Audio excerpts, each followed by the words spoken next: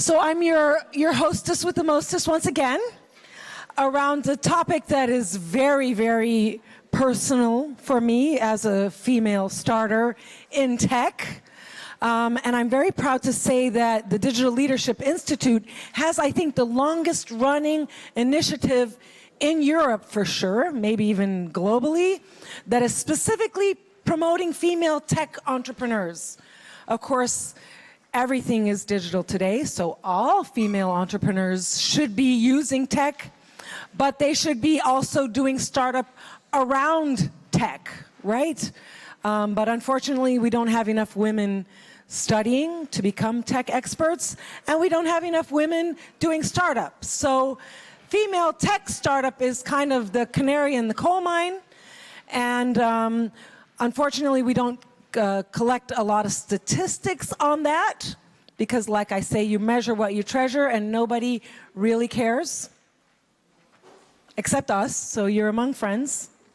But the statistic on the European level for tech startup by women is 1 in 10 founders.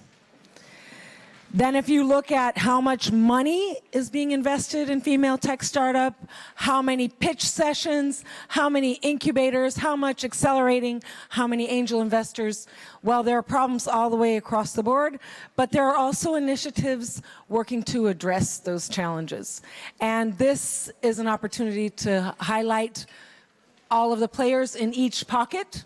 So the female starters, tech-enabled and/or tech-driven, organizations and people who are working behind the scenes to move the bar forward for female tech starters.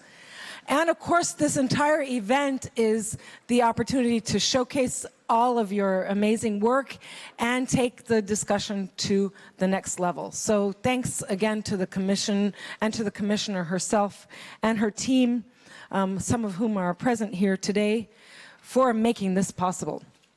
Now, the roadmap for this intervention is the following. You're going to win some stuff. So I'm talking to the starters. They're right here. And they are here as the result of a process that has brought them here. So there was a selection that happened online and offline, and these are the 10 best of the best. I hope that's not that's not my phone. So everyone shut your phones off, because we will be using alarms and we don't want to confuse the speakers. So the 10 who are here, I'll announce them when they come up on the stage, but I want to remind you and them that what's at stake.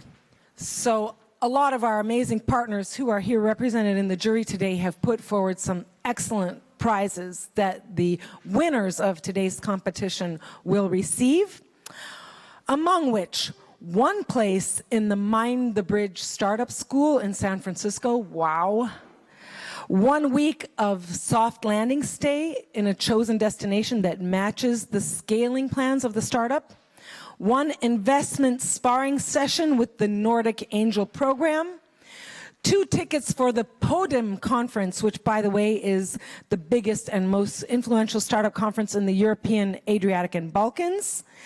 2 tickets to the Tech Startup Day 2019, which is Belgium's biggest startup conference. 3 Euro passes. Okay, that speaks for itself. 1 global Google for Entrepreneurs passport and Launchpad accelerator for a whole year. That's amazing. And 1 Google Launchpad mentorship, which is also a year-long program.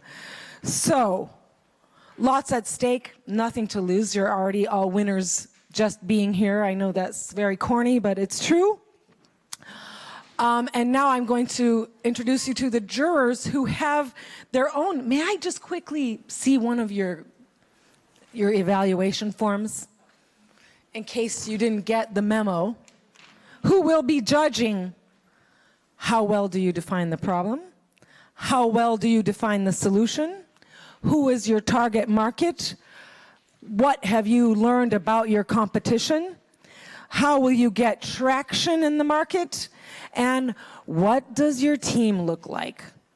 I would also toss in that they might give you extra points if you're especially innovative and creative in your pitch itself. Maybe, right?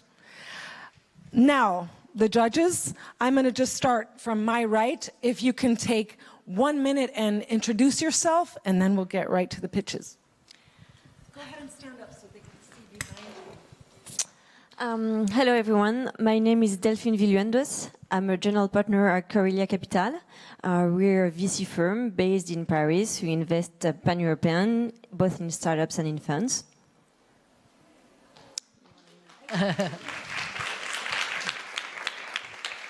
Hi, I'm Candace Johnson. I'm president of EBAN, European Business Angel Network.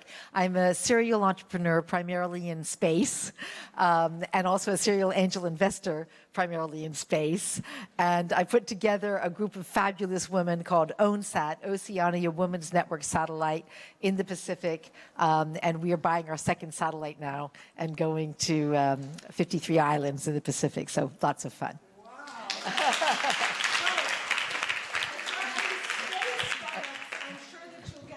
Mentorship out of that pool of connected women. Hello, everybody. I'm Lee Innuos. I work for Google. It's a pleasure to be here and to have the conversation with you today. Such inspiring projects and activities. I work in policy, but we are very much involved at Google in making sure that we work together with young entrepreneurs on digital specific programs and mentoring. So I'm looking forward to listen to you today.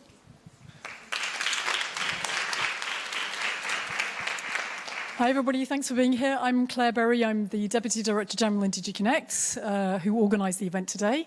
And I just wanted to say, Candice, if you need anybody to go on mission to those 53 islands, I'm with you. Thank you.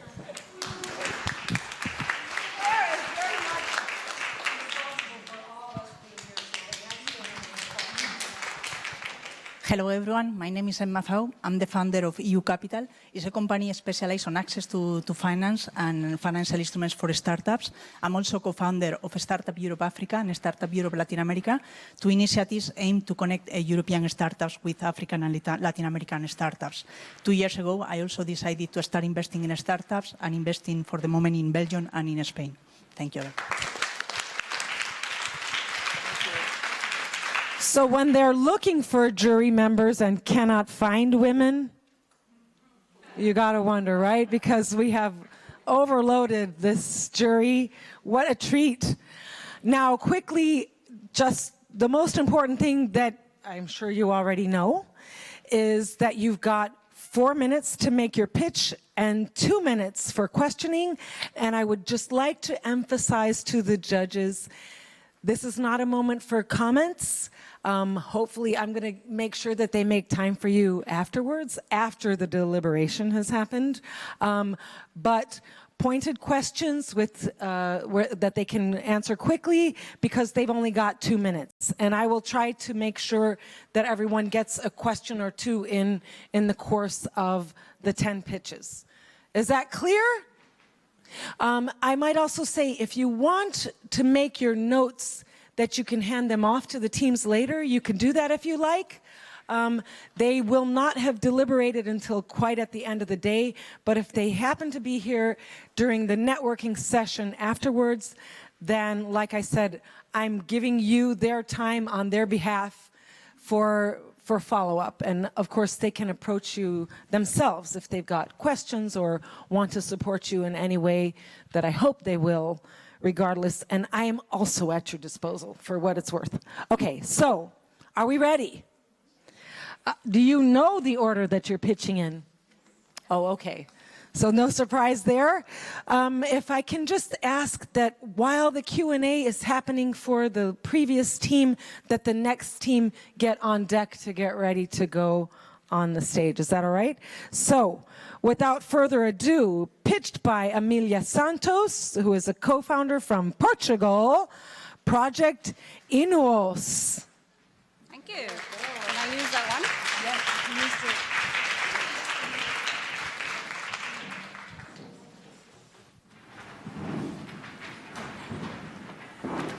Hello, I'm Amelia from Innuos. When you listen to music in the 90s, you only had a few options.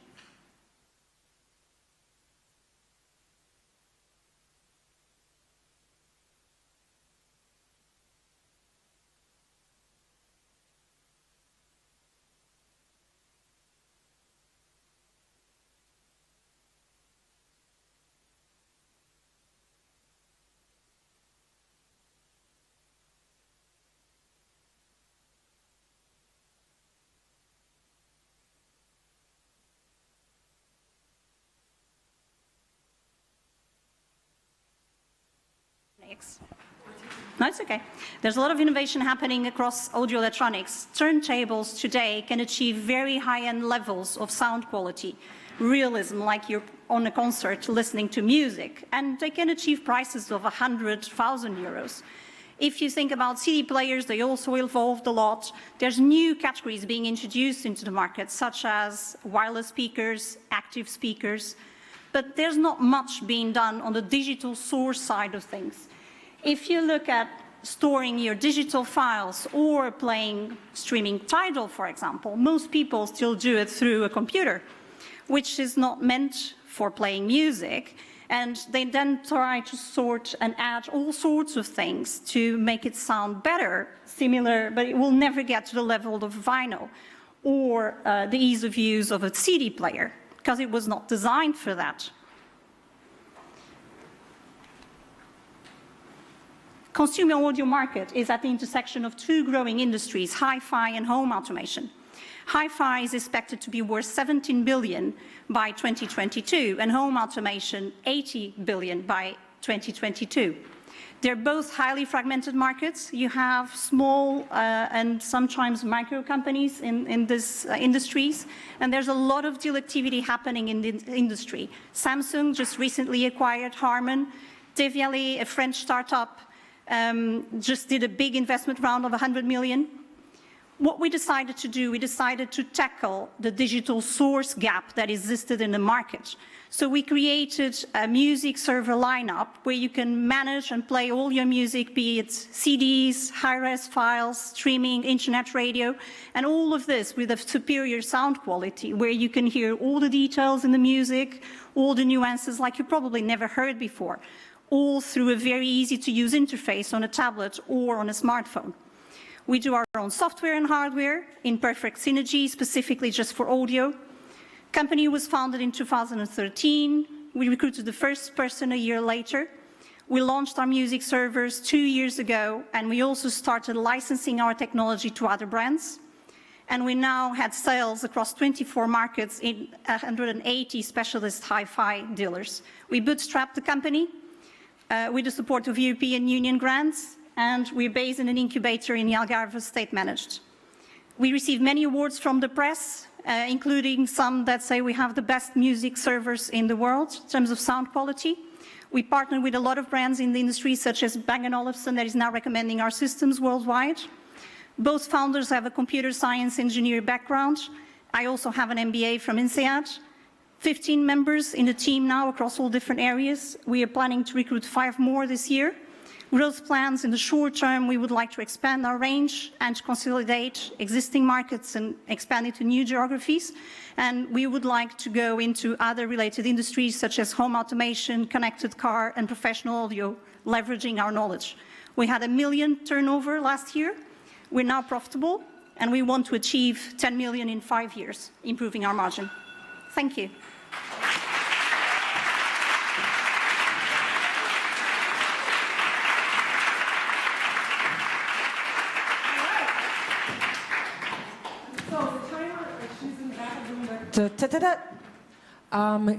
Can you count down 2 minutes starting now? Just so you know that she's there, okay?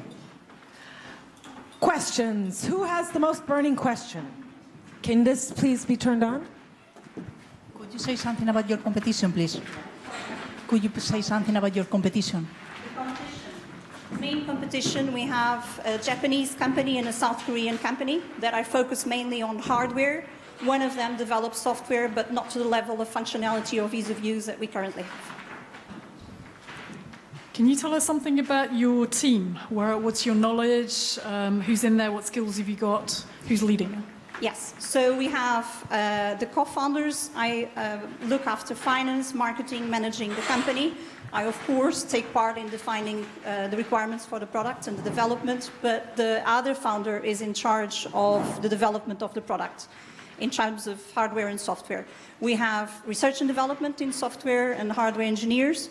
We have designers, we have finance, we have people specialized in hi-fi that did sales before, so it's quite a diverse team.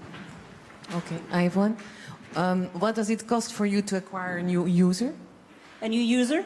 It will decrease over time, and it's done a lot through our stores. I spend less than 10% in marketing every year so far. I like people to think big. I think you could be much bigger, and I would like to know what you think is going to be, where you're going to be in 5 years from time. Not revenue-wise, but obviously this has to be disruptive. And so, what is your really big vision? Big vision is to be specialized in audio across all the different areas and to really transform digital audio into being a common thing, and for people to be able to listen to music in very high sound quality, which today sometimes is not the case. Great.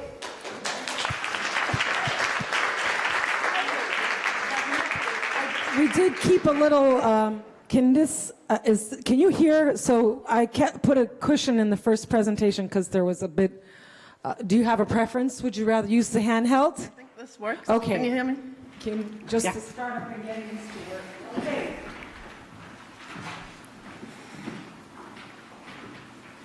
I'm Aviaja, and I'm the founder of Child Experience Design, and we developed an interactive learning tool for schools. I need to switch. Okay. The teaching situation has not changed for the past 200 years, but research shows that if you move while learning, you actually learn much better. So we think it can be done differently, and that's why we invented HubSpots. And it's this interactive learning tool. It consists of 12 of these wireless spots that you can jump on, and they can light up.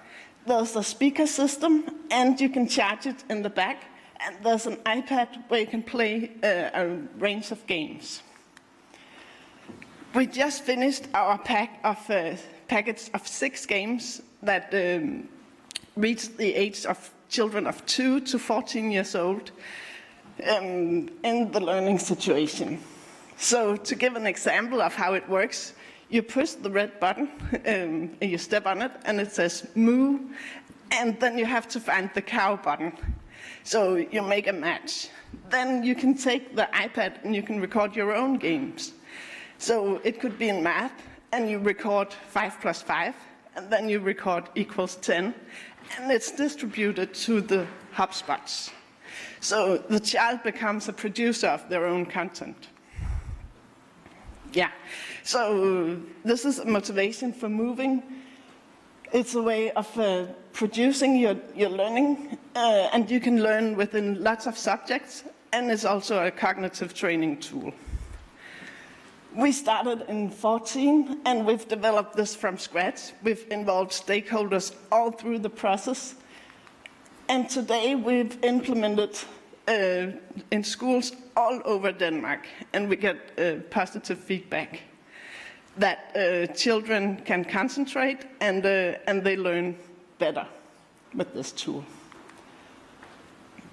So you buy the package with 12 of these, the charging station, the 6 games for 4,700. It's for institutions and schools.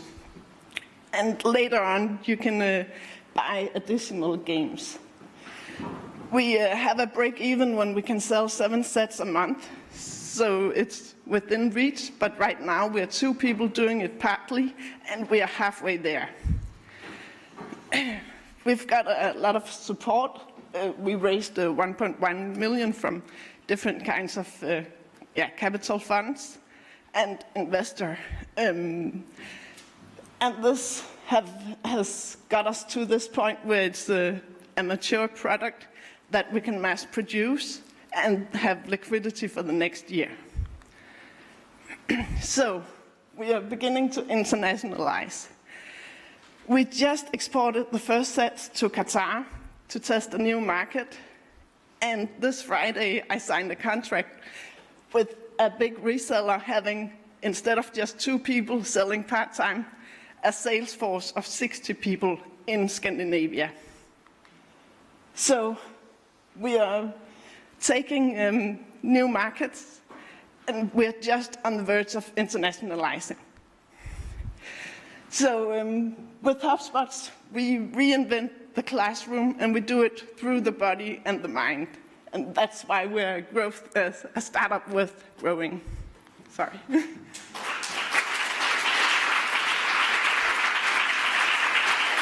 Thank you. Thank you for being on time, because we have a bit of a communication issue between me and the timekeeper. But I'd like you to sit closer just so they can see you here, if that's okay. Questions? 2 minutes.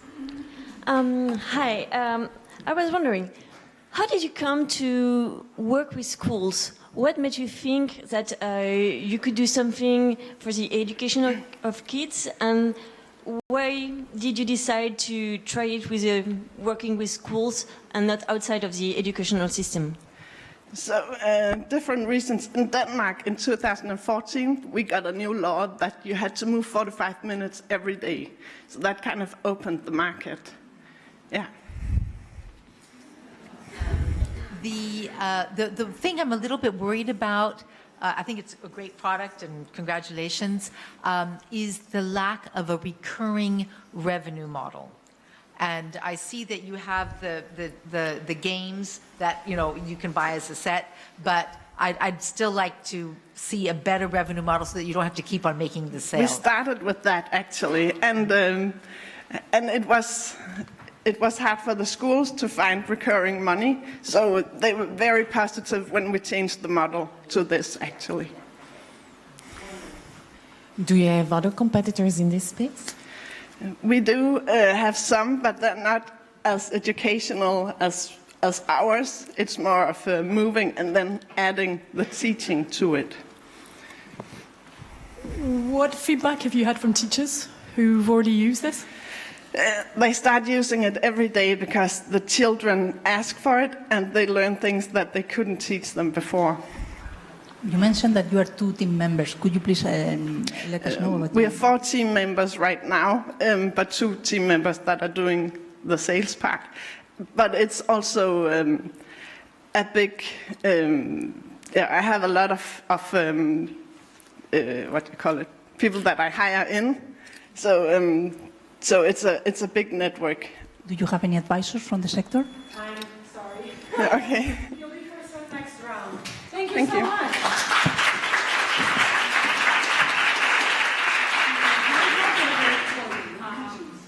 Yeah, I can, or I'm quite loud, so I think that, can you hear me? No, I have to, okay.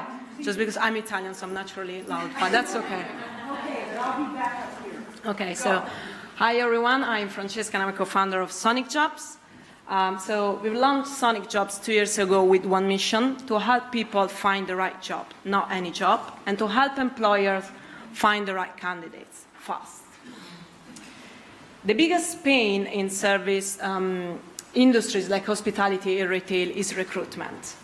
With the staff turnover that can reach, in some cases, almost 100% every year, and with managers spending more than 40% of their time recruiting, with long, inefficient, and expensive recruitment processes.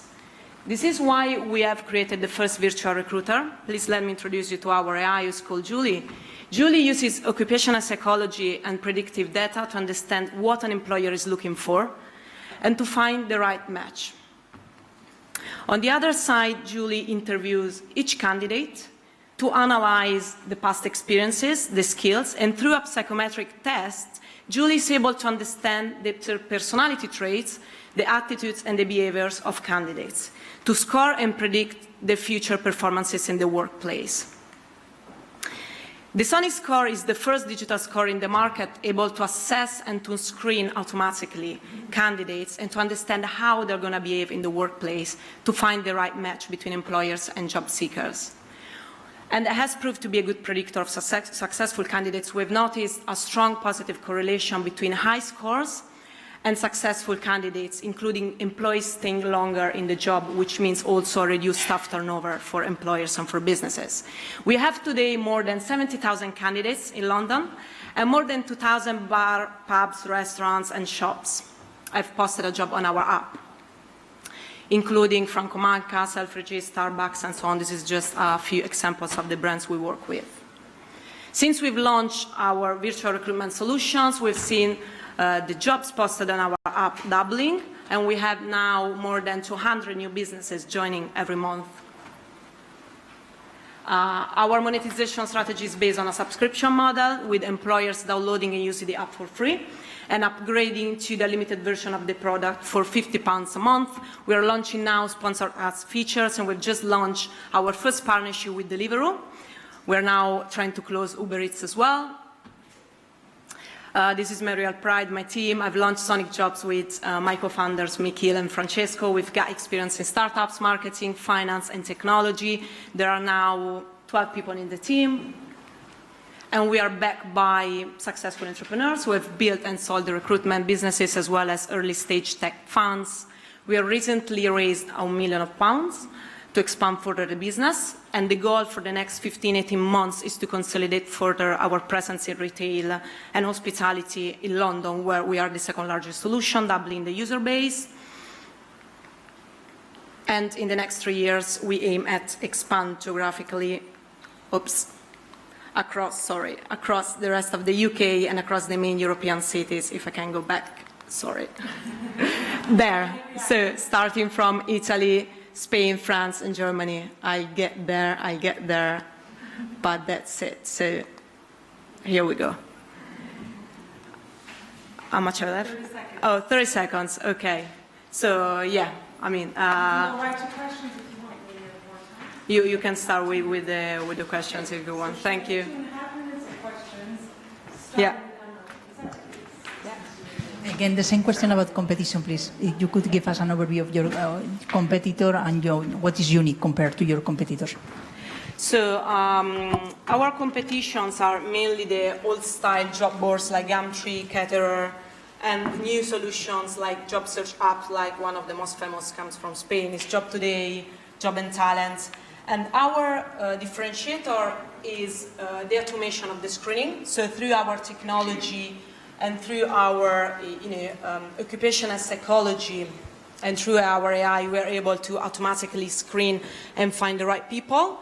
And soft skills in this industry, you might think, why are soft skills in the blue-collar economy so important? Are important because can find the right match between traits, personality traits, intrinsic traits of people, and the traits of the business and the specific position. So, for example, if a job role in a high-end restaurant might require specific empathy, characteristics and traits, whereas a fast food or casual dining restaurant might require someone who is more pragmatic and who can follow procedures. So these different traits of people can help to find the right match, among other, obviously, characteristics. Yeah. And that's the, let's say, the secret sauce behind the success of the screening process and of the score that we have created. Yeah. What is the conversion rate of your premium to paying?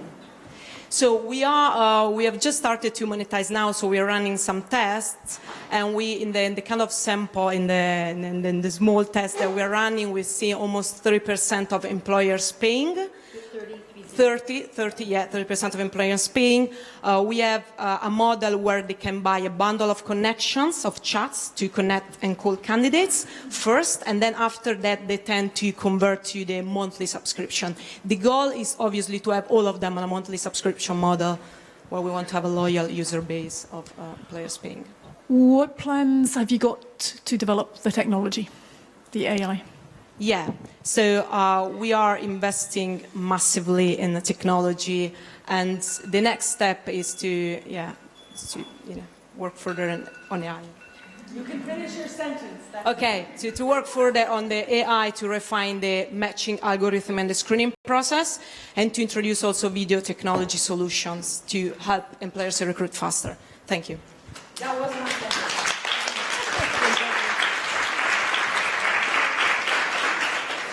Next up. Okay.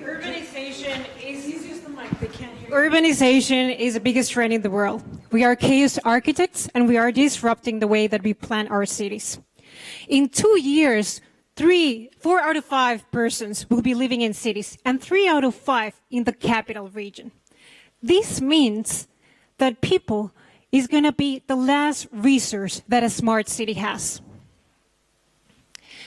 The smart city, a 1.5 trillion euro market, is going to be leading by people collaborating together, not by IoT. I'm Natalia.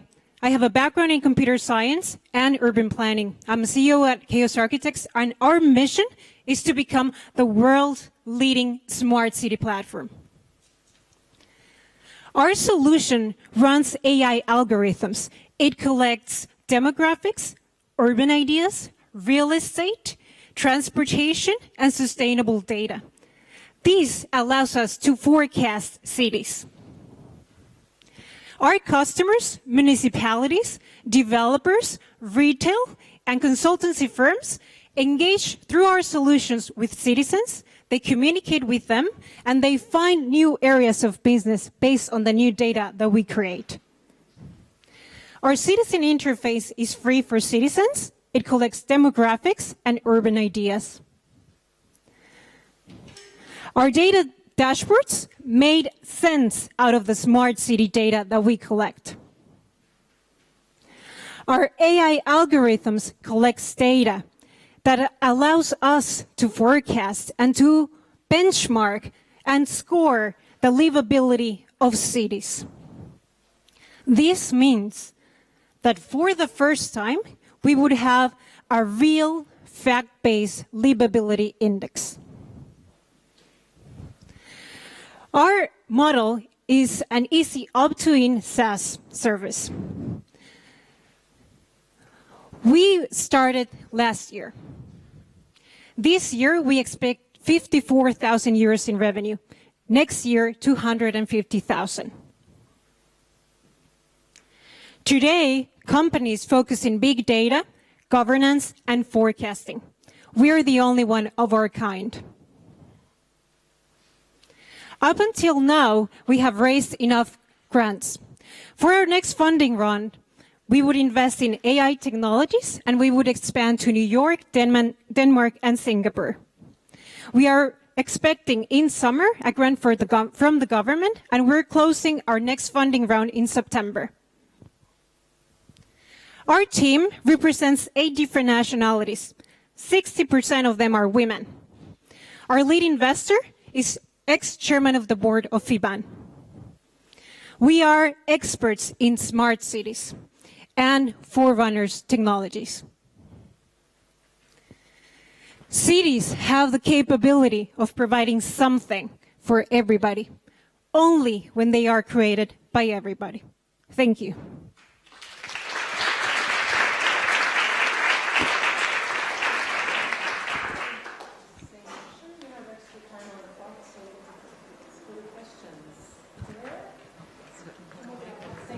So just curious, are you using blockchain to...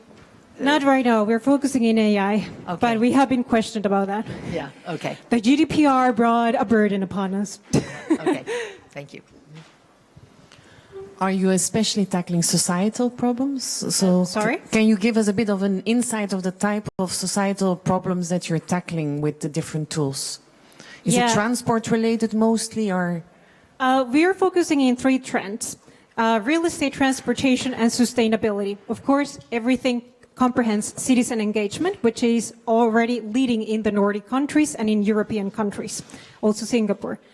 Right now, why did we decide to invest in that, in real estate, transportation, and sustainability? Because these are 3 trends that are moving most of the market nowadays. And with our technology, you're able to select an area of the city and see how much it costs for you to build something there, or to rent a house, to buy a house, how much the revenue you're going to get if transportation is built there, and how sustainable your community would be. So based on those factors, developers and cities are very interesting. We have to remember that real estate is one of the markets that moves most of the money in the world. How do you engage with the municipalities? They are your target, but how do you engage with them? We offer them a project. Right now, municipalities are very slow customers. Our biggest customers come from private side, but they are willing to now change their processes. So we offer a one-year program where they start engaging citizens by using our tools. So we actually don't replace the way that they engage citizens nowadays. We just offer a different tool. Through the year, we collect historic data and we match different parts of their projects, and we analyze some of their data that they have in different departments like IT, transportation, etc. After that, they are able to decide if they want to stick with us or not. Most likely they will.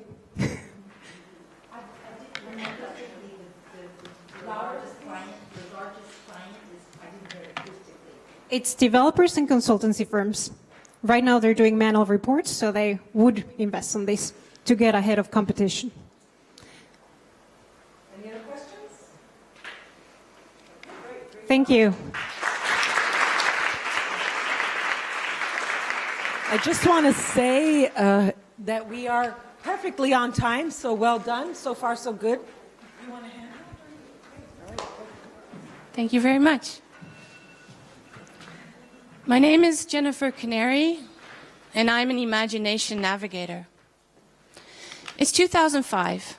It's summer. It's hot. It's Bulgaria. And my sister-in-law, she visits her friend in a tall apartment building. Her friend isn't home. So she opens the windows, because it's one of those buildings that you can still open windows. And she's waiting there, and then she dangles her legs over the edge. 2 hours later, she jumped. She committed suicide in a state of psychosis. This is her. Normal kid growing up. What many people don't know is that 1 in 13 people will experience a psychotic break before the age of 75. That's basically 1 in each row of you, and some of you have already experienced it. But we don't know what it is, we don't talk about it, and that is a real issue. After her death, I realized I didn't know anything about her experiences. I knew the words hallucinations and delusions, but they didn't mean anything. So I developed a tool of empathy with mind-blowing impact. It informs and educates about psychosis, generates dialogue crucial to empathy, awareness, understanding, recovery, early recognition, and prevention, because psychosis costs society, schizophrenia alone, about $500 million in the Netherlands alone. And that's not including all the lost income from family members who also get burnout because of their family member being in psychosis. So what is Labyrinth Psychotica? It's a wearable, it's a hybrid reality experience in which you enter the mind of a girl named Jamie who is in psychosis, and you become her. So what you basically get to try experience is what it's like to hear voices, what it's like to function when your colleague is looking like a demon. And it's developed as a PhD research, so I've been busy for 12 years. And the wearable is a research result that simulates 33 psychotic phenomena in 15 minutes. We have a mind warrior team of just 2 right now, and of course 15 freelancers that we work with together, and we now have a job opening for a business developer, part-time. So if you're interested or know somebody, let us know. We have been to 20 countries and we have trained over 14,000 professionals, only with 4 devices and at 30 to 50 euro per person in price. So that's quite an achievement. You see the numbers later. And we've had a lot of press. It's really cool, amazing. Every year, over and over, we're in the press. And everybody reacts like one of the most illuminating experiences I have in my 14 years experience as a psychiatrist. I don't know what's wrong with the timing on these things. I'm not touching it. Everyone dealing with psychosis should experience this. So we are on a mission to make that happen. So these are our turnover numbers with the 30 to 50 euro per person from last year's. We raised our prices, luckily. And our stakeholders are pharmaceutical companies, mental health care institutions, forensic psychiatric institutions, universities, first responders. And we are now actually on a trajectory to train all of Dutch police. So that's a huge client for us that's coming. But we have an issue, of course. It never was meant to be a company. It's an art project. I'm an artist, and I developed it just because I had the need to better understand my sister-in-law. So for the last 5 years, we were overwhelmed, and we need to transport this to a new system. So that's why I'm here today. Milestone 1, just to make a copy of it so we can exist. Milestone 2, to create scalable versions with a public-friendly one, an educational-friendly one, and a professional one. And we can scale to the world and help change how everybody thinks about psychosis and help every police officer to better take care of a person when they arrest them. And I guess that's all for now. Thank you very much.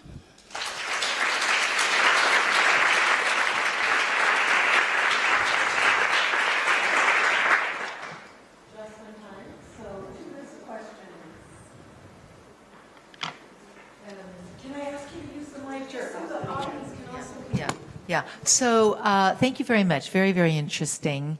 I have a friend who was also schizophrenic, and she also has developed an empathy for a program for hospitals and for doctors. So, you know, I think that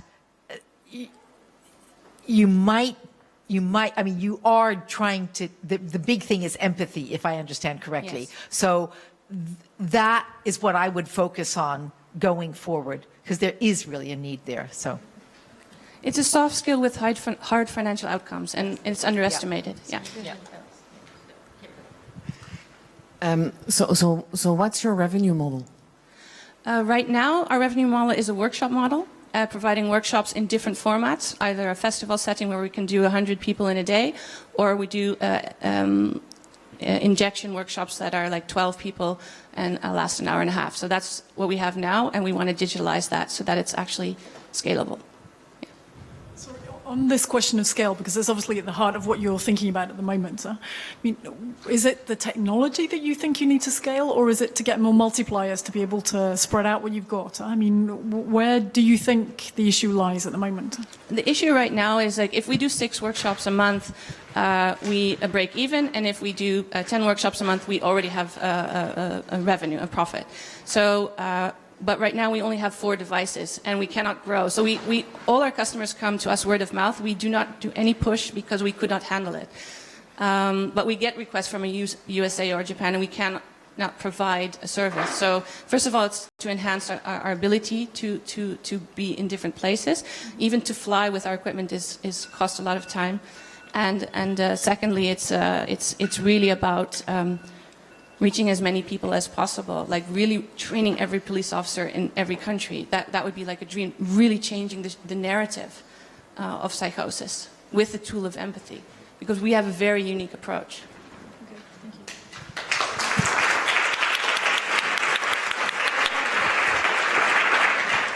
you. Indeed, you do. More questions to follow, I'm sure, but to stay on time, our next project.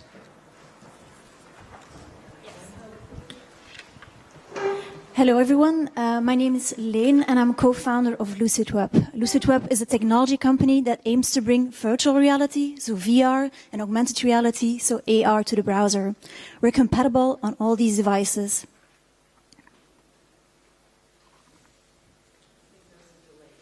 Okay, so the core of the technology dates back to 1994. Okay, this is confusing.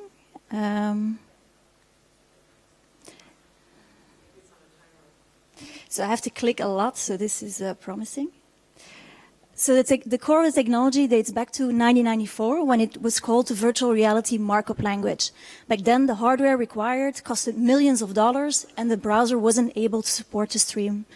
So it's quite a milestone that by... Sorry. Okay.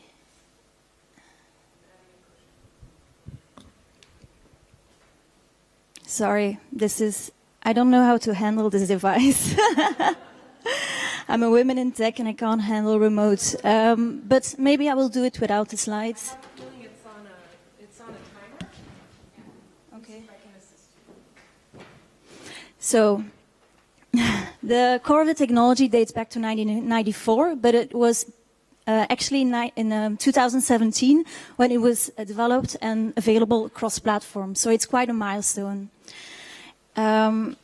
Yes, sorry again. So 2017, the birth of a cross-browser standard. So when we take a step back and look at the drivers are investing in 360 and VR content, there are many. It elicits a higher and longer engagement period than 2D medium. It's educational. There's a huge match for journalism, but the market is challenged. Like the previous keynote has confirmed, there are missing standards, fragmented distribution landscape, slow market penetration of hardware. So the arrival of WebXR would definitely tilt the scale to the left and push the whole industry forward. So what we have developed is a platform that allows brands, enterprises, and VR production agencies to tap into this amazing magical standard of WebXR. So it's an out-of-the-box platform that is targeting at non-technical people. It's future-proof. And very important for the audience, they have direct access to the content, so they don't have to download an app. Also, it's quite economical, as the cost of the platform is 1,200 per month, 15,000 per year, as opposed to a native application for each of these devices that costs 30,000 euros. Next slide, please. So as for market and use cases, we're mostly looking at media, broadcasters and telco, but also marketing technology, as it is a very interesting format for branding. Then again, we're receiving a lot of positive feedback from EdTech, as our first paying client was a hospital group. Next slide, please. So as for the market, we're focusing on VR video, as confirmed by PwC, that it will outgrow VR gaming by 2021. And we're focused on VR mobile VR, which means smartphone-based and standalone devices, again, as this will be the dominant market by 2021. Next slide, please. So we raised funds in September 2017. Since then, we have built prototypes, but also have our first clients onboarded.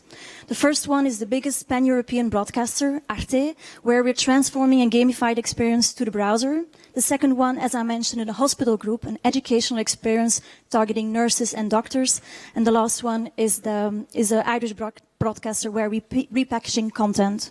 We've been recognized by initiatives across Europe as Berlin and Paris. And this is the co-founding team. It's myself. I'm CEO and co-founder. I have a background in online video distribution, working from London, came back to Brussels to co-found Take.eu as a COO. Quite active board of advice with Bart being in Brussels and Bindi in London. Our first female employee, and then also a premium network of developers and engineers. Next slide, please. That's it from me. If you have questions interested in our offering, I'm definitely going to have a conversation with you. Then please reach out or reach me for a talk later. Thank you.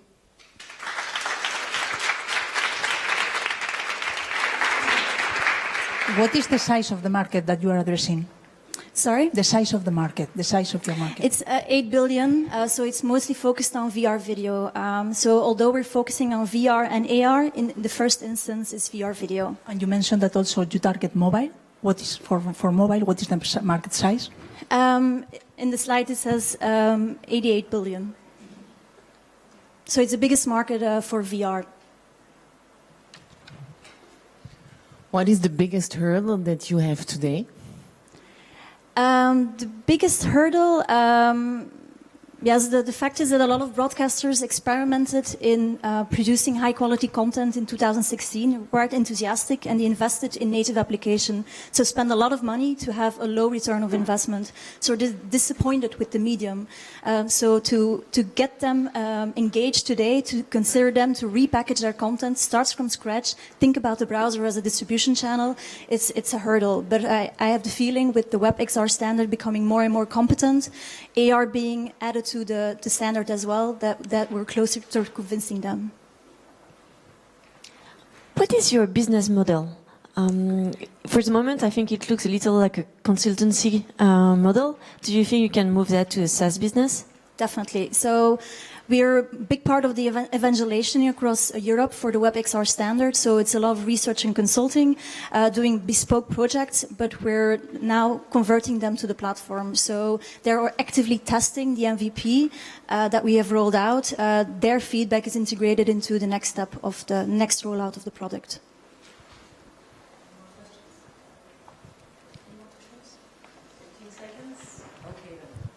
Thank you.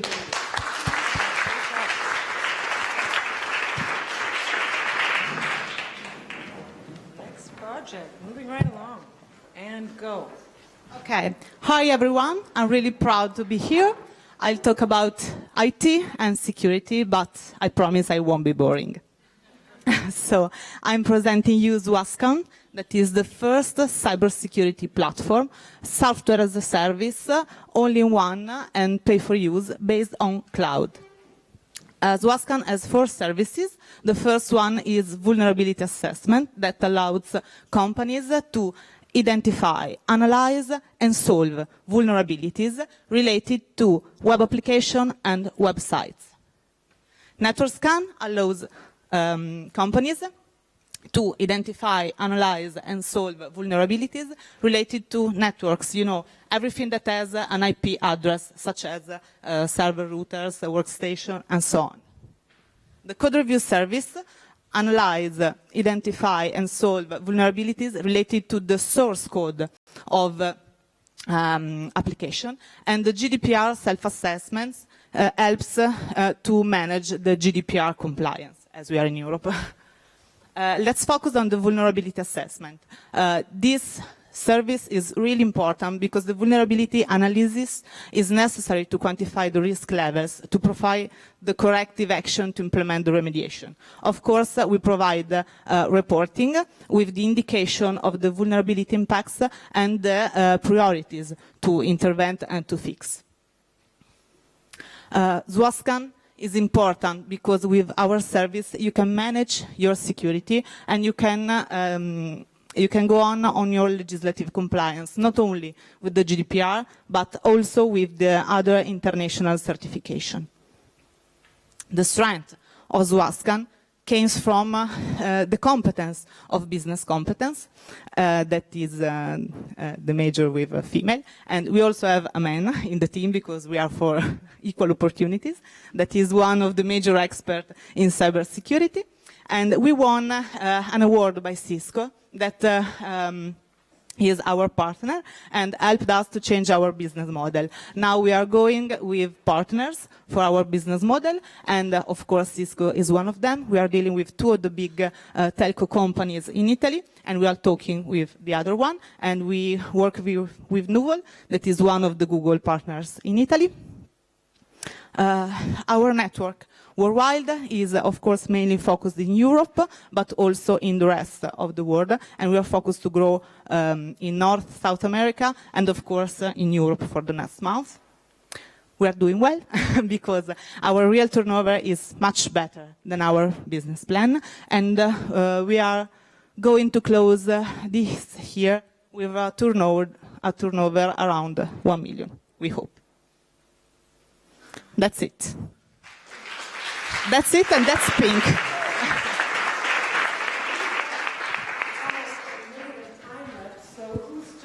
Oh, you made me in a hurry. I was. Hi, thank you very much. So I've seen that you started developing your company around GDPR and privacy issues. I really like the cybersecurity model. Do you think that you will be developing around other issues in the future, and what could be the next ones? Oh, we are working on preventive security because we think that it's really, really important. In Italy, we have a word of mouth, then we say that you close the door when the pig is gone. We have to fix security before we have the problem. Just curious, do you, when you go to a client, do you use that slogan, security is woman? No. It's just for today. Because we deal with men, and it's difficult to be a woman in front of a man, but if you are a woman in front of a woman, it always changes. So how does the competitive landscape look like? We have competitors that are big names. We have Qualis, another one, but we are really, really cheaper because they are so expensive and they focus on enterprise companies. We have a service that is affordable also for small business, and security is for everyone in this way. Tell us a bit more about the team. You mentioned you got a cybersecurity expert, but how is the rest of the board and everything organized? We have a cybersecurity expert because, of course, is one of the leading, and we have developers in our team because you have to develop the platform, and we also have skills in web because you have to communicate your content, because if you have competence but you don't communicate them, the people cannot see you. You have mentioned as your strength price, but is there any other competitive advantage that you have compared to your competitors? Yes. You know, if you win prize, it's because you really know what you're doing. So this is the real advantage. Right.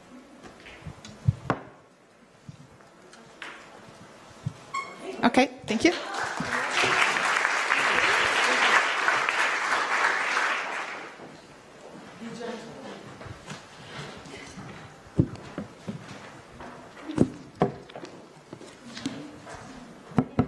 Renault from SwitchUp, from France. So at SwitchUp, we think it's very important to help people to move within a country or abroad to for a new job, because it helps to mutual understanding between people with different cultures, and especially in Europe. For companies, it's crucial to attract the right people at the right moment, at the right place for their development. Companies must be able to attract people with various backgrounds and skills. By the way, did you know that 4 among 10 employees are thinking about leaving their job before the trial period, the end of the trial period, because the integration process didn't meet their expectation? But moving to a new city for a new job is a difficult task. It's challenging. It takes a lot of efforts. It raises a lot of questions. I won't know anybody there. Will I be able to find a new apartment? Will my partner find a new job there? So at SwitchUp, we address all those issues. What we do is that we facilitate people integration by connecting them with the right people who will help them to settle in their new city. We also help companies to attract new talent by facilitating their employees' moves. How do we do that? Well, we have developed a digital platform that allows people like individuals, employees, students to connect with what we call a welcomer. This person will answer their question, will welcome them and help them to move in the new city. So it's moving without me again. Okay. So on this platform, we have granted companies some access so that they can create accounts for their employees and allow them to have some allowances through an e-wallet that employees can use to order some services. You may wonder who are the people we call our welcomers. So the welcomers are local freelance consultants, but we select them, we train them, we meet them on a regular basis. They are our very own welcome squad, and we share very human values with them, just like the sense of welcome and also the fact that the will to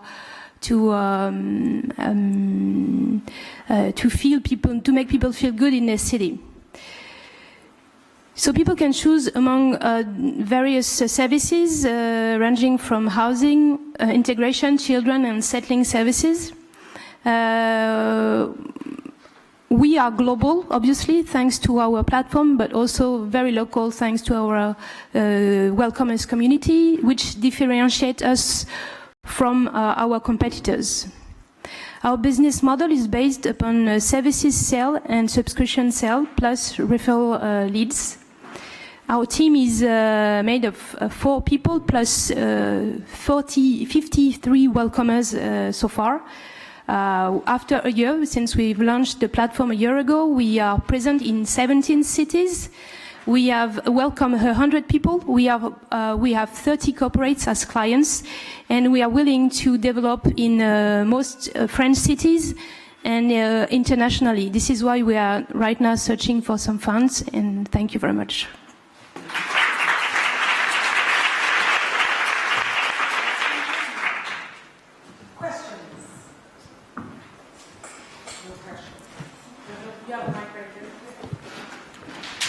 I think that you went very quickly through the revenue model. Could you please explain a little bit more? So we sell subscription to our digital platform to corporates so that they can have access and easily create accounts for the employees. Also, we sell services, obviously home search or integration for the spouse or job search or schooling for the children are sold on the platform as services. They can be ordered directly by individuals or by companies that put some money on an e-wallet on site. Also, we have leads referrals through partnership we have with some suppliers, for instance.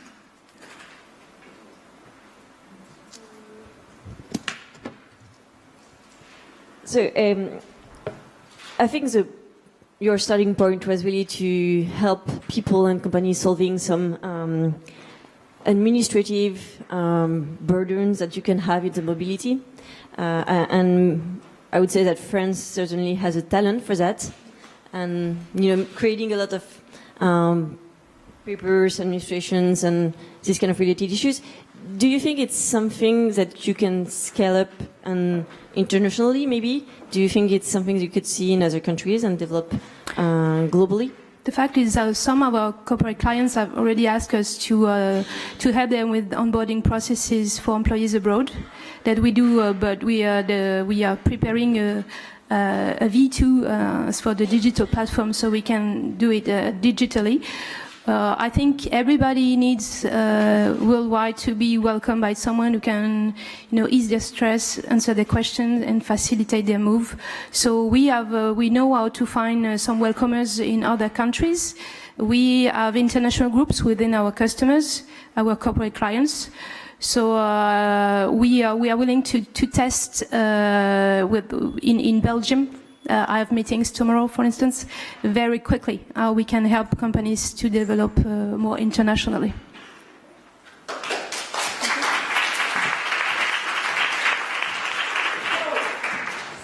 minutes to do 8 minutes worth of presentation. Go!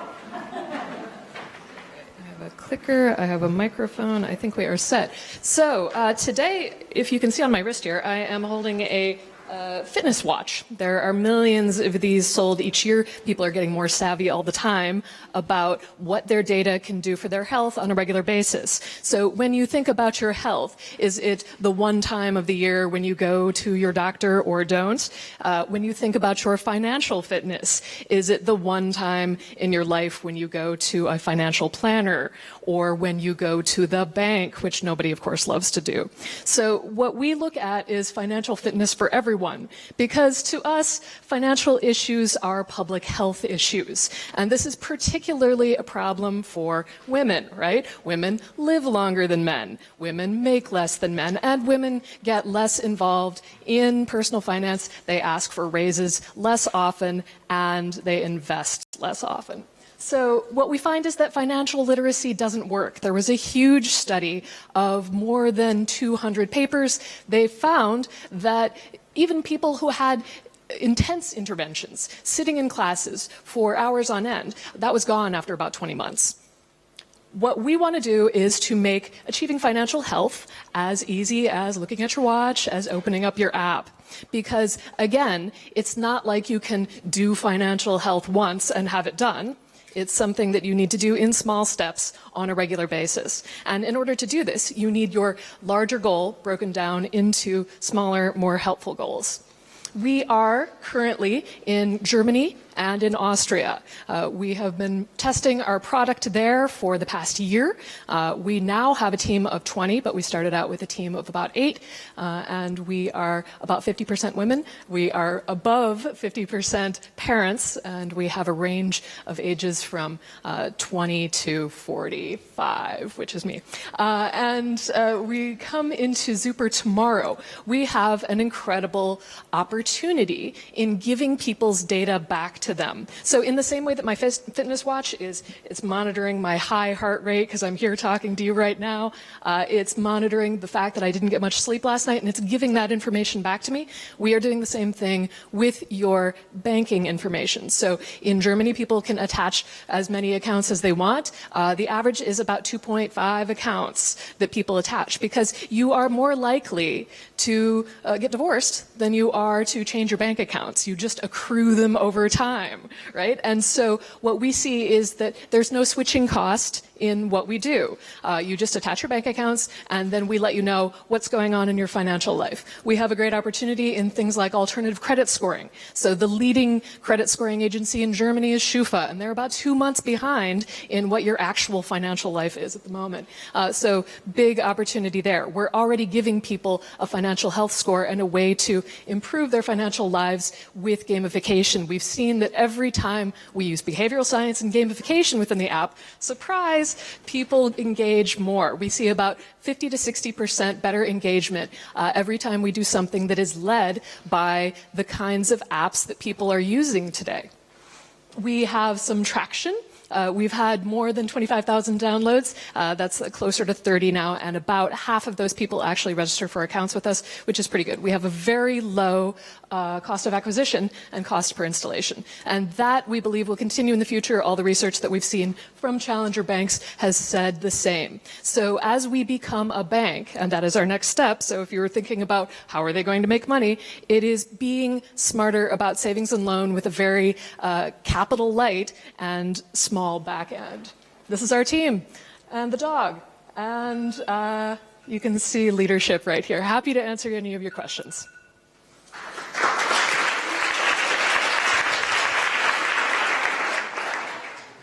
Okay, so I'm a potential investor. What are you going to tell me about how you changed people's behavior?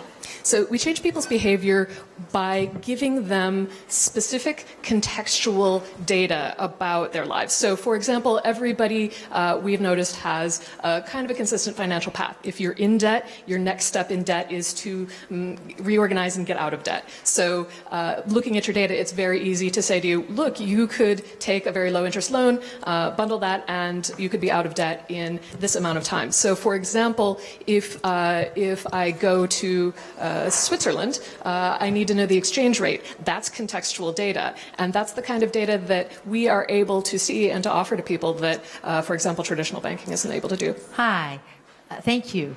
Why don't you just say right from the beginning that you're going to be a bank and that you are a bank? Because we position ourselves as a financial coach, and there's a reason for doing that, which is there is a lot of negativity about banks and banking, whereas coaches and coaching are seen as something positive, helpful, and even a little bit more neutral as we turn into a financial platform ultimately, and we are able to recommend to you, for example, investment. That's not something we specialize in because we would stick to savings and loan as the basis of our business plan. So other tools like, for example, investment, like insurance, those are parts of your financial life that are going to change over time. And so becoming a bank is part of our business plan, and it's part of the power that we give to people in a friction-free process, but it's not how we want to position ourselves ultimately.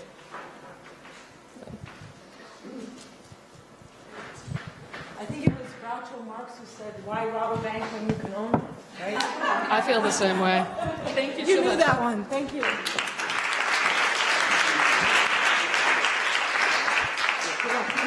Right Hi everybody, my name is Joann O'Brien. I am the CEO and founder of Medrec.io. Medrec is a patient data interoperability platform, and we want to help solve the challenges of connected care across the healthcare system. Today, as a European citizen, one of our fundamental rights is the ability to move freely across the Union, but our ability to share data safely and securely across the Union is one of those barriers to our fundamental freedom. Along with that, a US study shows that 30% of all malpractice claims in the healthcare sector are as a result of communications issues between different people and people across that healthcare service.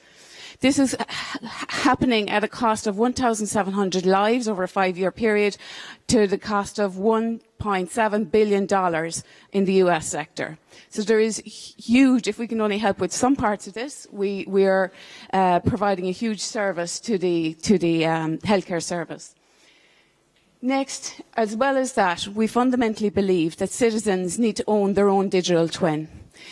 So the future, as an alternative, any other future, is really, really scary to us. So we want to be able to empower citizens to manage their own data. How do we do that? We have created a patient data platform which allows citizens to manage their data. There is a patient connector capability which can be deployed on any operating system and can transform an existing either very good system or archaic system, old-fashioned system, into something that can meet the GDPR data portability requirements. And this enables citizens to request their data as part of their healthcare service. And from there, from gaining your data on your platform, that you can start to build up your individual health profile. So basically, that's what we're about. We're about empowering citizens to manage their own data. We're at an early stage of the system. Our unique features are our backgrounds in interoperability. So the team is made up of people between us. We have 50 years of interoperability experience from the telecommunications sector and other sectors. We've brought that together with designs from the open ecosystems, smart cities, and all of the new standards in the healthcare space, which are allowing now for a change that can happen, which we couldn't have happened before. So technological advances, new policy changes, and things like the GDPR requirements are now enabling for a system like this to happen. What's unique about what we offer is the patient data connector, which is our uniqueness, as well as the design of the open ecosystem platform, which is fundamentally designed for transparency and traceability of data. We work and cooperate with existing systems. We also believe completely in supporting a developer ecosystem. So we will expose our SDKs and APIs to developers so that they can add that capability to their systems. From a client perspective, we've our model at the moment, we are self-funded as well as some grant funding, and we've also applied for European Union funding. We've built a consortium to put together a cross-European, pan-European federation of interoperability platforms for the health sector. We are supported by the Health Innovation Hub in Ireland, which gives us access to 23 hospitals and 3 academic institutes. We've also won awards from Bridge to Mass Challenge, which has allowed us to make some strategic connections in the US side as well. So from a team, I am the founder and CEO. Our CTO is Pierre Gauthier, who is a leading expert in telecommunications interoperability, and we aim to make lives better through a connected healthcare system.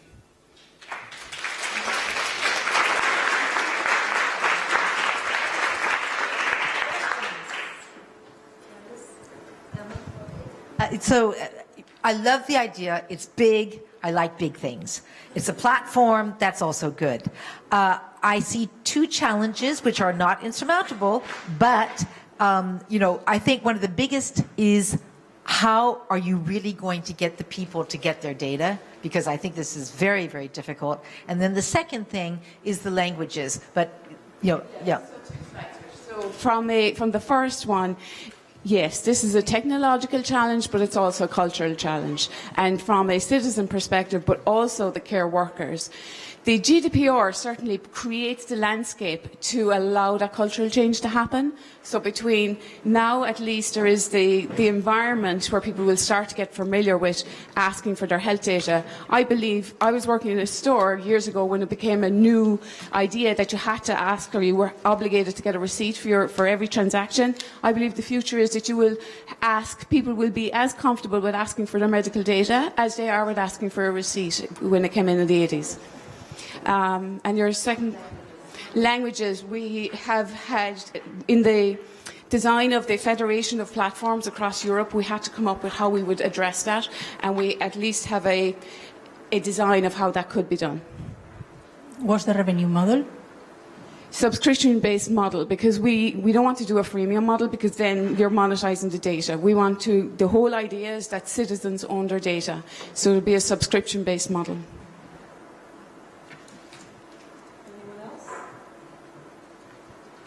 Competition? There's a number of companies in the space.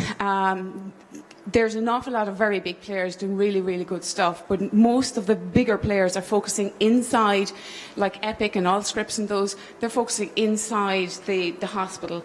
We see what we're building as a complement to what they're doing, so we're working on strategic partnerships with these companies. There are some smaller players in our space, but they are not holistically focused on interoperability and bringing that kind of uniqueness.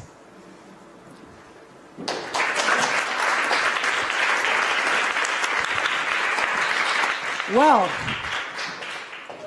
I think you would all agree with me that these are definitely all startups worth growing. I do not envy the jury at all.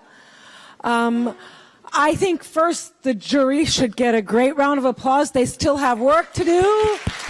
So, good luck with that. And this goes without saying, but this has been so inspiring also for me personally when I'm told constantly that there are no female tech starters in Europe. This is breathing life into the entire ecosystem. Thank you all so much for your hard work, your beautiful pitches, and we will find out the outcomes of this intervention later today when the Commissioner announces the winners of the competition. So the very best of luck to each and every one of you. And thank you all for being here, and thank you to them again.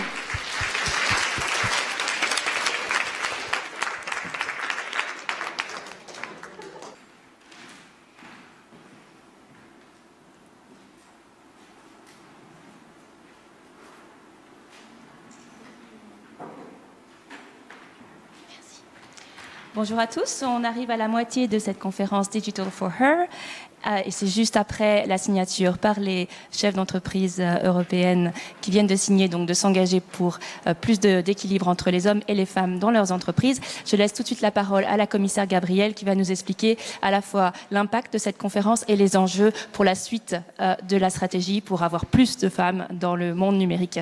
Merci beaucoup, Madame la commissaire. Merci beaucoup Nathalie, bonjour à toutes et à tous. Tout d'abord, je voudrais vraiment remercier tous ceux qui ont répondu aussi positivement pour l'organisation, mais aussi pour la participation dans cette conférence.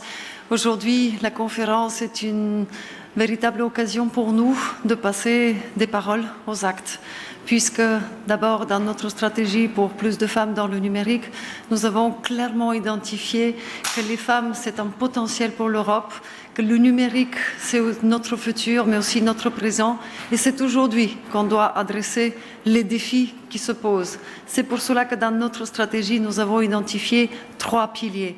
Dans un premier pilier, la transformation numérique apporte néanmoins un nouveau changement des stéréotypes féminins. C'est pourquoi on doit maintenant, grâce aux technologies nouvelles, on doit s'attaquer à ces stéréotypes.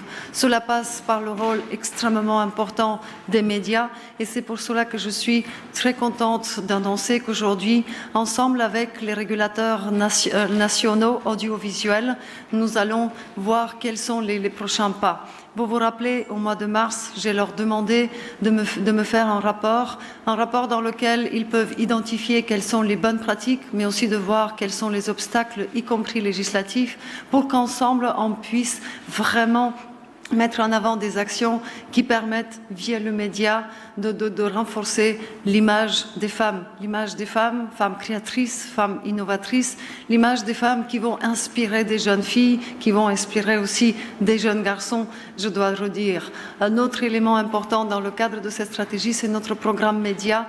Voici à peine 3 semaines quand nous avons annoncé l'augmentation du budget de 30%. Aujourd'hui, ce que nous proposons, c'est de faire un monitoring de ce programme média pour voir quelles sont les actions que nous finançons et dans lesquelles les femmes participent, mais aussi de voir quelles sont les actions que nous avons par rapport aux femmes qui produisent les films. Nous voudrions aujourd'hui avoir clairement une image dans les médias qui soit représentative de la diversité dans notre société. Cela veut dire vraiment aussi de faire référence à une de nos valeurs les plus chères, l'égalité entre les hommes et les femmes. Deuxième pilier dans notre stratégie, et je suis contente aujourd'hui de voir à quel point les participants s'accordent à dire que d'attirer plus de filles dans les STEM education, c'est très, très important. Parce que nos analyses montrent que les jeunes filles s'intéressent au sujet des technologies. Néanmoins, plus tard, cela ne se traduit pas dans les faits par leur participation à l'université, encore moins par les carrières qu'elles font dans ce domaine. Aujourd'hui, sur les 1000 étudiants qui finissent leurs études universitaires, nous avons 24 qui sont des femmes et dont les spécialités sont liées aux technologies de l'innovation et de la communication. En revanche, il y a seulement 6 qui font carrière. Donc, cela passe par une sensibilisation de la part du secteur privé, mais aussi de la part des États membres. C'est pour cela que je suis très contente qu'aujourd'hui, nous annonçons une de nos actions concrètes, c'est-à-dire à partir de l'année prochaine, d'avoir des tableaux de bord nationaux de la part des États membres dans nos indicateurs DECI. Dès l'année prochaine, cet indicateur aura vraiment toute son importance, tout autant que la pénétration du haut débit. Et pour cela, je m'engagerai à continuer les pourparlers avec les ministres, avec la présidence autrichienne au moment des prochains mois pour définir encore plus de mesures, y compris nationales, plus concrètes et donner une perspective pour toutes ces jeunes filles qui méritent tout simplement de nous montrer leur potentiel et leur talent. Troisième pilier de notre stratégie, nous faisons face à un chiffre qui n'est pas aussi positif, seulement 17% des entrepreneurs, des 8 millions qui sont dans les technologies de l'information et de la communication sont des femmes. Aujourd'hui, nous voudrions vraiment soutenir l'entrepreneuriat féminin, coopérer et œuvrer à l'établissement de réseaux entre les femmes entrepreneurs. Et c'est pour cela que je suis tellement contente qu'aujourd'hui nous avons des représentants des startups, mais aussi des représentants des grandes compagnies pour définir ensemble quels sont les prochains pas. Donc c'est ainsi que j'arrive à la deuxième partie de mon intervention. Nous avons pu élaborer une stratégie au niveau européen pour renforcer la place et le rôle des femmes dans le numérique. Cette conférence aujourd'hui marque un pas en avant pour avoir un plan d'action. C'est pour cela que je tiens à remercier tous les participants, puisque l'objectif aujourd'hui était celui-là, de parler de nos expériences, de mettre en avant les bonnes pratiques et de nous demander et d'être d'accord sur comment, par l'engagement de tous, on pourra parvenir à ces fins. Premier pas très concret, la signature de la déclaration. Je suis extrêmement heureuse de constater à quel point des compagnies, pas seulement européennes, mais aussi qui sont en dehors de l'Europe, s'accordent à dire que nous devons donner la chance aux femmes de nous montrer leur potentiel. Ce n'est pas seulement une question d'injustice sociale, c'est aussi une question économique. Je pense que c'est important de mettre en avant cette dimension. Ensuite, j'attire l'attention sur la plateforme que nous proposons d'actualiser. Cela a été une demande faite par tous les participants pour donner de la visibilité, pour pouvoir vraiment mettre en avant des bonnes pratiques comme le mentoring, le sponsoring ou encore d'avoir des formations très court terme, mais aussi de pouvoir donner la possibilité à des jeunes ou encore des gens qui sont déjà en âge actif de participer. Nous avons besoin de leur donner de la visibilité et c'est pour cela que je compte sur tous pour rendre cette plateforme totalement actualisé avec des données qui apparaissent au fur et à mesure et c'est pour cela que je compte sur les différentes compagnies. Donc voilà, je vais m'arrêter là. Je voudrais encore une fois exprimer à quel point je suis satisfaite par l'engagement très fort, l'engagement qui ne s'inscrit pas seulement dans la courte durée, mais aussi dans le long terme de la part de tous. Et je pense que c'est par ce message que je voudrais finir en disant que ce n'est qu'en restant mobilisés, tous, les décideurs au niveau public, mais aussi les compagnies, le secteur privé, la société civile, que nous pourrions vraiment y parvenir d'avoir une Europe numérique qui reflète la réalité avec la moitié de notre population, les femmes, mais surtout la réalité qui fait la part belle de nos valeurs fondamentales telles que l'égalité entre les hommes et les femmes, mais aussi d'avoir une réalité diversifiée, une réalité dans laquelle le talent des femmes mérite d'être plus visible pour le bien de nous tous, pour nous en tant que société et pour nous en tant qu'économie. Je vous remercie. Merci beaucoup, Madame la Commissaire. Nous avons quelques minutes pour des questions et des réponses. S'il vous plaît, juste introduisez votre nom et votre média, s'il vous plaît.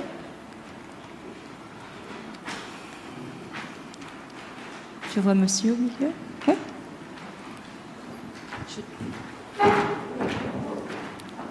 Hello, Commissioner Gabriel. My name is Leen from Capital Bulgaria. I have a few questions. First, you mentioned that the national audiovisual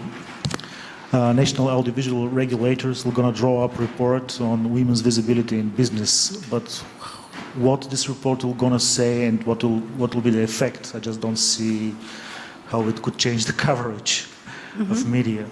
And second, can you just spell me in 3 words what the hard measures to actually bring gender equality? Because most of the companies that are signing these declarations, I don't believe that they have policy for non-gender equality. So I just wonder what is the difference now. Thank you.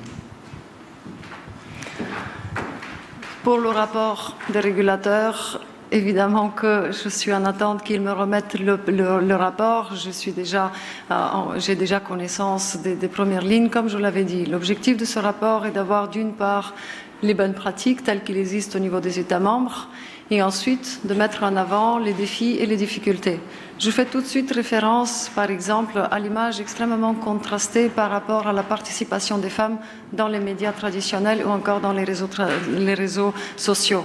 En moyenne, au niveau européen, la participation des femmes dans les médias traditionnels est à la hauteur de 24%, dans les réseaux sociaux, 26%. En revanche, nous avons des pays comme la Bulgarie et la Suède, par exemple, où les chiffres sont largement au-dessus.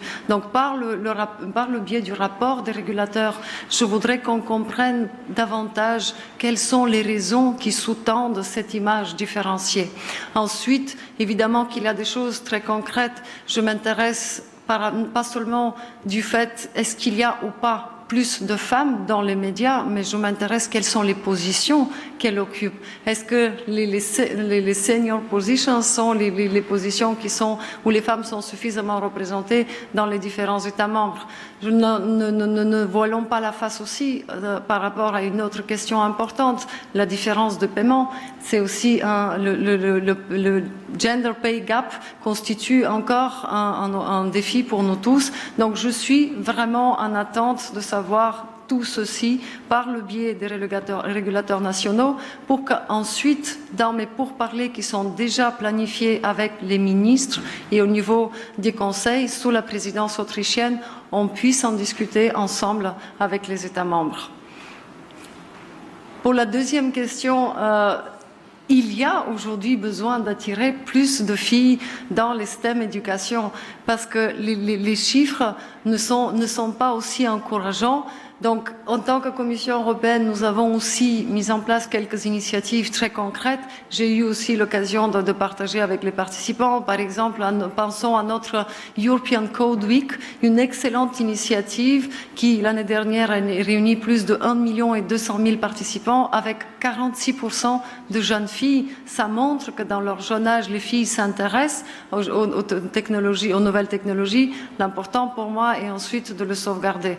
Évidemment qu'il faut pas s'arrêter seulement au niveau de la jeunesse, il faut aller plus loin au niveau des compagnies, au niveau des pratiques qui existent. C'est exactement ce qu'on a aujourd'hui vu, parce que, encore une fois, je vous l'ai dit, dès lors qu'on parle entrepreneuriat, seulement 17% des entrepreneurs dans les technologies de l'information et de la communication sont des femmes. Or, par exemple, nous savons que les startups dirigées par les femmes montrent 63% de résultats plus positifs par rapport aux startups dirigées par les hommes. Aujourd'hui, la question n'est pas de dire nous avons l'égalité ou nous ne l'avons pas. Ce que nous voulions dire, c'est qu'ensemble, on peut en faire en sorte que le potentiel, le talent non utilisé des femmes, on lui donne une chance de se développer, de faire carrière, d'attirer des jeunes filles pour que l'Europe soit vraiment à l'image de notre réalité à la fois sociale, mais de lui donner un poids économique grâce à cette diversité. Merci beaucoup, Madame la Commissaire. On a encore le temps pour une question.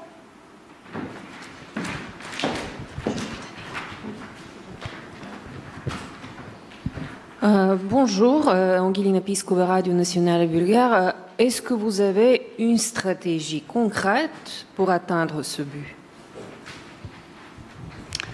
La stratégie est là, depuis des mois.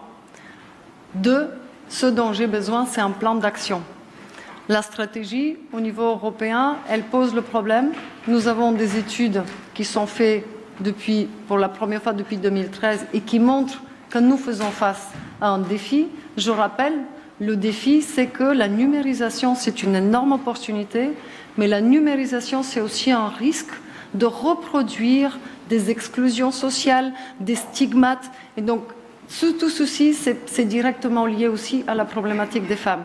Donc aujourd'hui, grâce à cette conférence, par le biais de l'engagement des compagnies, des acteurs privés, publics, de la société civile jusqu'au plus haut niveau européen, nous allons élaborer et proposer un plan d'action. Ce qui pour moi est extrêmement important, ce n'est pas tout simplement de le définir, mais d'assurer un suivi. C'est pourquoi j'ai déjà proposé à tous les participants de nous voir régulièrement tous les 6 mois pour tirer le trait, voir qu'est-ce qui a été fait et qu'est-ce qui doit encore être fait.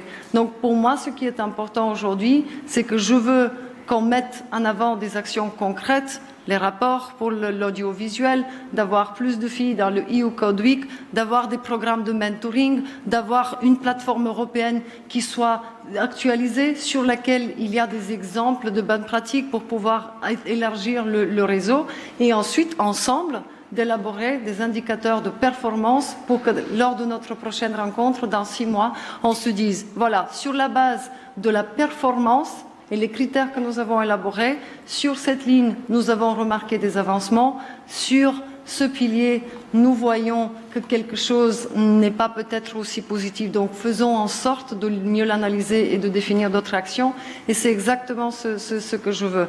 Je pense qu'on a la force aujourd'hui de dire nous avons une vision long terme qui est celle d'avoir l'égalité entre les hommes et les femmes dans le numérique pour l'Europe, d'avoir une Europe force motrice du numérique. Mais ce qui est important maintenant, c'est d'assurer cet équilibre parfois ô combien délicat entre les mesures long terme. Un de tels objectifs, c'est d'attirer les filles dans les STEM éducation, mais nous savons que ça va donner des résultats dans des années, mais aussi de mettre en avant des mesures très court terme, comme d'offrir des formations à des mamans. Aujourd'hui, on a eu des exemples, de participer des filles dans le Code Week qui dure seulement 3 semaines, de faire renforcer le réseau entre les startups des femmes pour qu'elles puissent se soutenir, pour qu'elles puissent avoir des informations, quels sont les financements, comment elles peuvent participer. De notre côté, de continuer à promouvoir des initiatives comme, par exemple, dès la semaine prochaine, au moment de l'Assemblée numérique, on va avoir un panel sur les femmes. Au mois de septembre, on va parler déjà avec les ministres, c'est programmé. Je pense aussi qu'au moment du sommet des startups qui se tiendra à Sofia le 15 novembre, de nouveau, ce sera important d'avoir un panel sur les startups. Donc voilà, c'est ça aujourd'hui le message. Plan d'action, mais surtout un suivi avec des résultats concrets, mesurables. Merci beaucoup. Merci beaucoup, Madame la Commissaire. Vous nous avez donné beaucoup de rendez-vous. Donc, on va suivre et bonne conférence, bonne fin de conférence. Merci encore et bon après-midi. Au revoir.